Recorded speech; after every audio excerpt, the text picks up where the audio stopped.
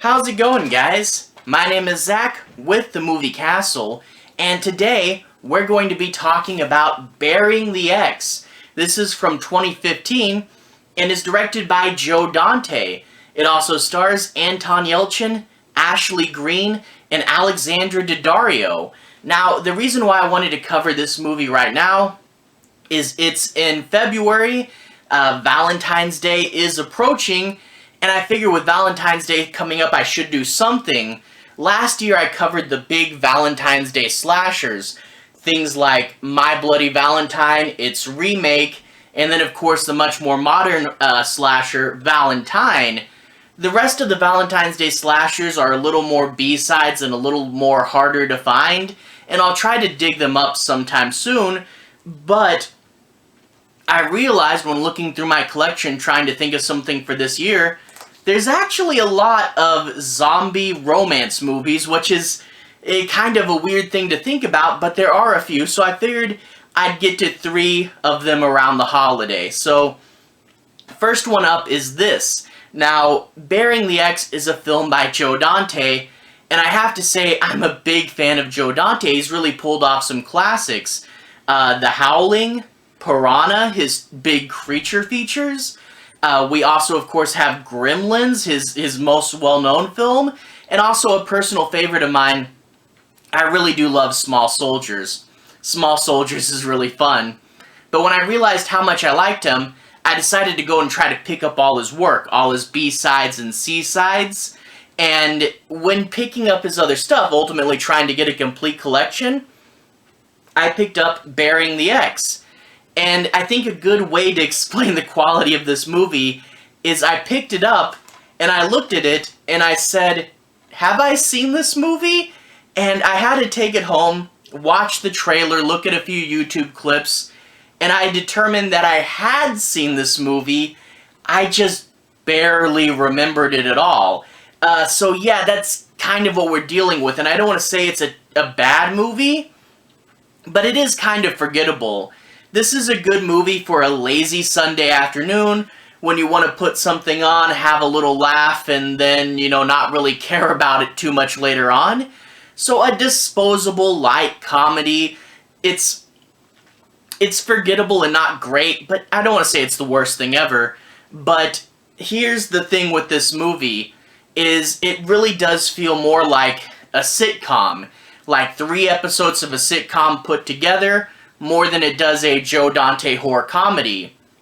Now, you obviously have a lot of Joe Dante's tropes. Well, not a ton, but the biggest Joe Dante trope being self-referential to other horror movies.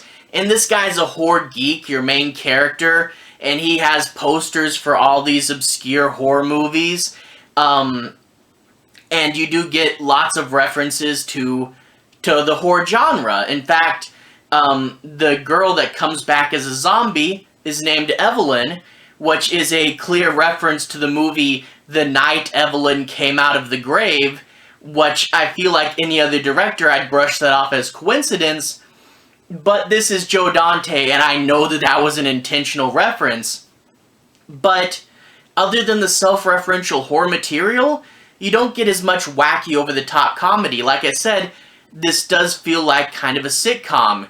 This movie's about a guy, he's in a toxic relationship with this girl, the girl is really not good for him. He's about to break things off when she gets hit by a bus and dies. Now, after she's dead for a bit, he starts to move on. He finds a new girl that's a much better fit for him. He's forming a healthy relationship.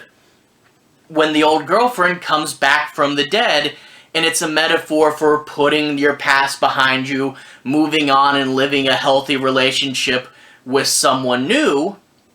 However, a lot of the jokes in here are sitcom-grade jokes, He's got one girl, like the zombies, with him when the human girl shows up, and he has to try to hide the zombie girl from the human, which is the classic, oh no, I've got 2 girlfriends trope that's in so many comedies and so many sitcoms, and it's, it's a sitcom-y joke. What else can I say?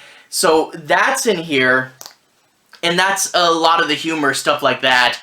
You also get his half-brother as one of the main characters, and the half-brother really does feel like a very common sitcom character.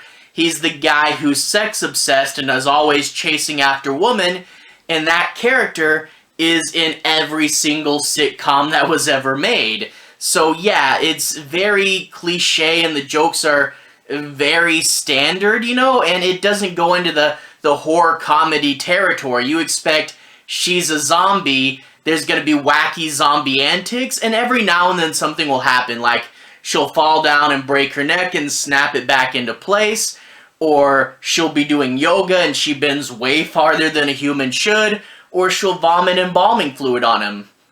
But those moments are very few and far between, and I can't help but thinking of movies and shows that done this better. You know, Death Becomes Her, really great movie, really did the whole zombie coming back to life thing a lot better. Santa Clarita Diet, again, did this better as well, but here it's few and far between, and it's mainly just sitcom-based jokes about how their relationship doesn't work, and it doesn't get as much zombie stuff, it doesn't get super gross, it doesn't get hard into the horror, and in turn it's just a forgettable sitcom-esque movie, and I wish it was better. I don't want to say it's bad, it's just very, very standard. And yeah, when you think of Joe Dante, you think of his big and over-the-top nature, and you still do have his self-referential horror jokes, but you don't have the big cartoony Joe Dante, and maybe that's a budget issue. But yeah, this is definitely a B-side. But anyway, without further ado, let's go ahead and talk a bit about the plot. I'm not going to be doing any major spoilers, but I do want to say my piece on a few plot points and make sure you guys have a basic understanding as to what this movie's about. We open up, we meet our guy, Anton Yelchin. He's a good, average, everyday guy. He's hard-working. He's a horror geek, which explains the references later on.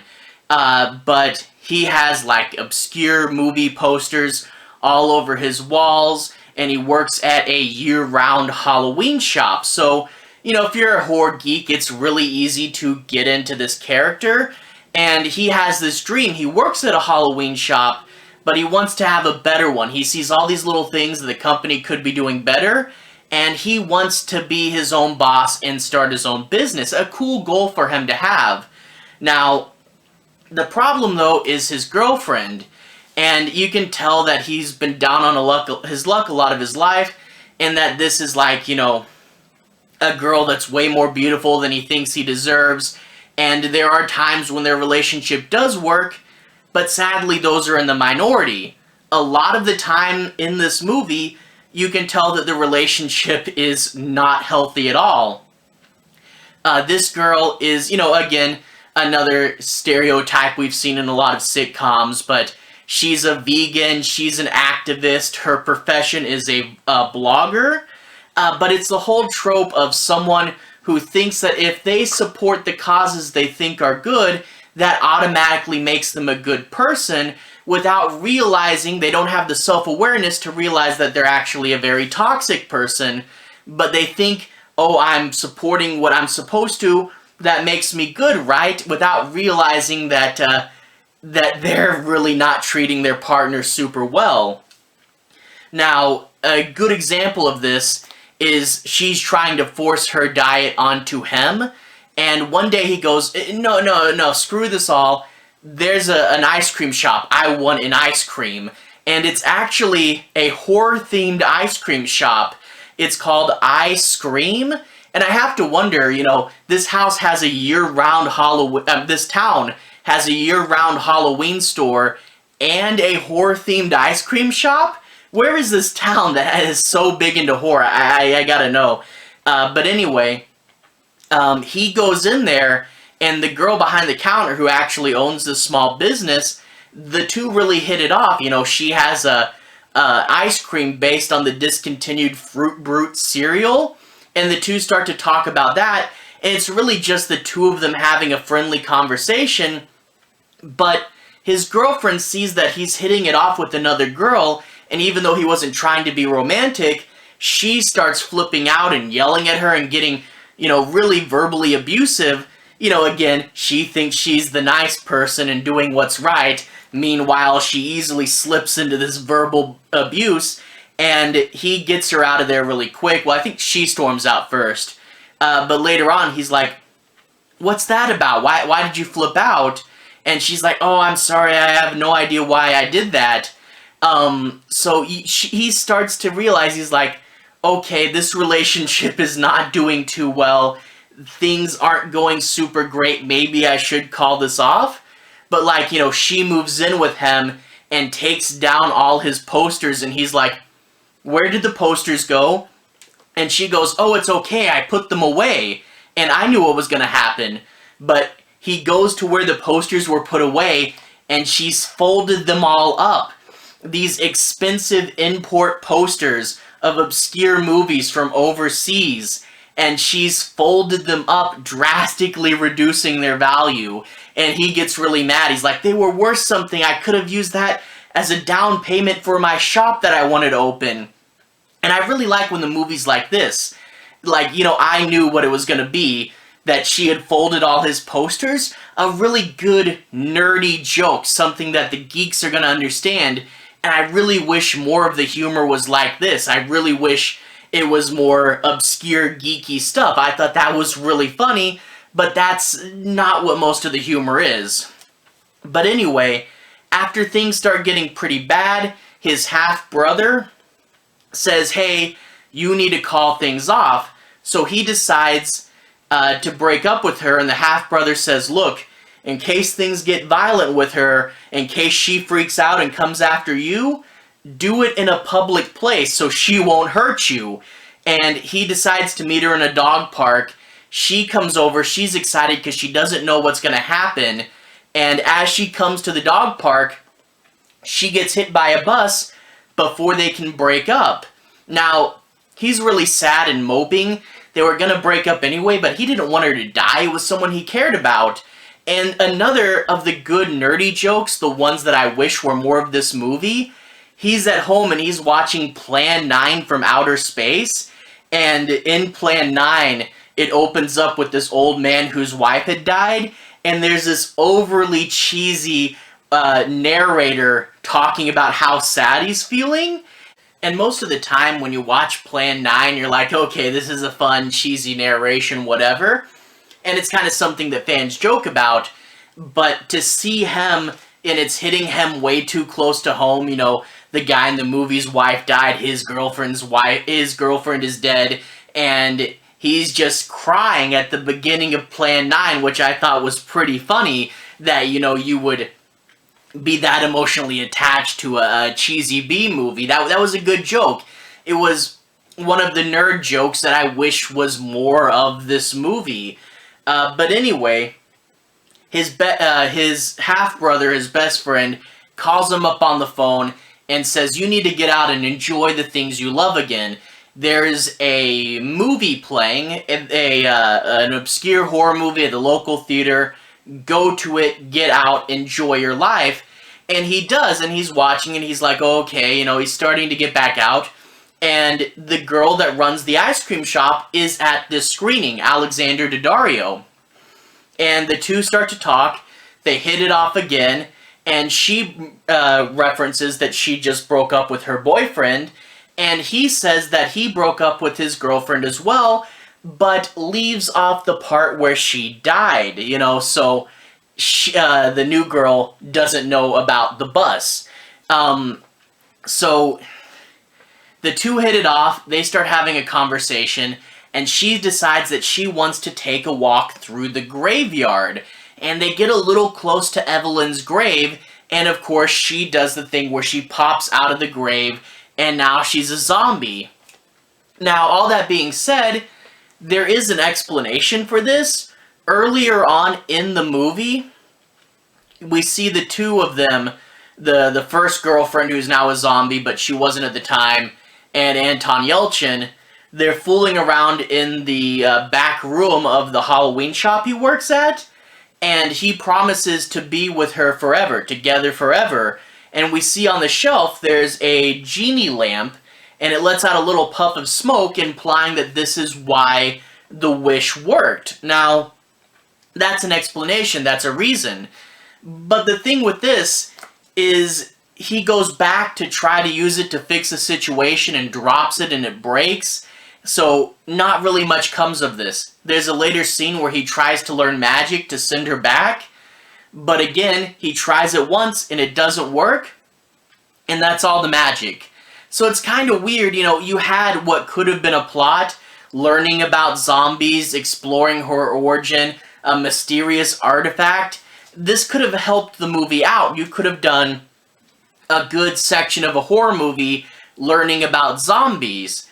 But you didn't. You put it in there a cursory amount, and then you swept it away, which I'm like, if you're going to do that, why bother at all? If you're going to say this is why, but then after just a little bit of touching, put it away, why not just not have all that in there? Why not just say the power of love brought her back? I mean, that's as good a reason as any, and you don't really need to explain it beyond that point, so whatever with this plot element.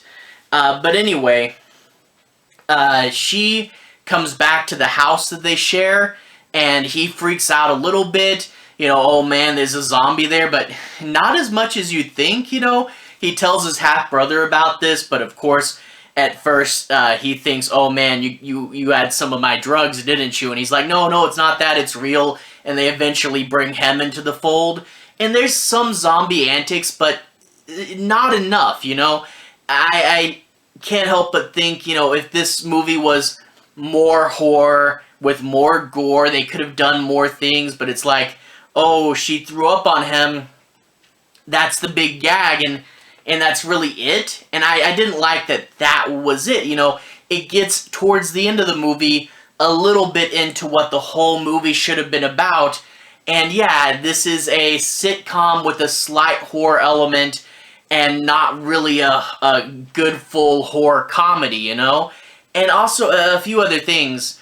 Alexandra Daddario, she's actually third billed, and it makes sense, because she is the third lead, but she really isn't in the movie as much as you'd think. She is in there enough, she definitely is in there, but I wish there was more scenes with her. So much of the story is focusing on how him and his old relationship didn't work, that you really don't get enough scenes with the new relationship. She's an interesting character, and I wish maybe she was brought into the fold earlier than she is. You know, like, I wish we got more scenes with her understanding the zombie and playing a part into this. But the fact is, Alexandra Daddario isn't in this movie as much as she should be, and doesn't have as much to do as she should, and I wish there was more of her. Also, a big thing with this movie is a lot of it's just trying to get Anton Yelchin to do something, you know? It's, oh man, my girlfriend's back as a zombie, what do I do? And it's like, okay, learn magic, or kill her, or just break up with her. And it's not him trying to do something he physically can't do, because if he wanted to, he could have done any of these. Like I said, he tries magic cursorily and then just doesn't touch it again. A lot of this is about him not making up his mind and not doing anything. I really wish that we got him making more decisions, just because it gets stale and repetitive to have him just, you know, go, oh no, my girlfriend's a zombie the whole time and do nothing about it. So that did get a little frustrating, you know, and I really wish this was more horror. I wish it was more about the physical confrontation. I wish, you know, there was more wacky zombie things, but like, yeah, it's just the eyes for most of the movie, and she doesn't really start looking rotting till the end. And like, the fact that it doesn't get, you know, horror till the end, when you actually do get blood, it's like, whoa, blood in this movie, that's weird. You know, so I do wish that this was more of a horror comedy and less of a sitcom. And it's just, yeah, standard sitcom characters, stuff that we've seen before. Now, that being said, it's okay. You know, some of the jokes do land. There are a few funny jokes. But like I said at the very beginning, when I picked up this DVD, I couldn't remember if I had seen this movie before or not. And there's actually a fair chance that me in the future is watching this video right now just trying to remember what happened in this movie. So, yeah, kind of forgettable, but a good, lazy Sunday afternoon comedy. Some of the jokes land and it gets to some places near the end. It's just one that I really wish was better, and maybe it's the budget. Maybe they simply couldn't afford zombie gore because they didn't have the budget for it. I don't know, but it's one of those that's just okay, and I really wish it was better. But anyway, to everyone who's watched so far, thank you for watching. To everyone who's liked and subscribed, thank you. You really are helping the channel out. I'll leave a relevant playlist on the bottom. This should be my Zombies playlist. I've reviewed the original Romero trilogy as well as some more obscure stuff, and I'm always trying to add to the zombie playlist, so there'll be more videos there. Anyway, have a good day. I'll see you guys again very, very soon. Zombie playlist on the bottom. Have a good day now.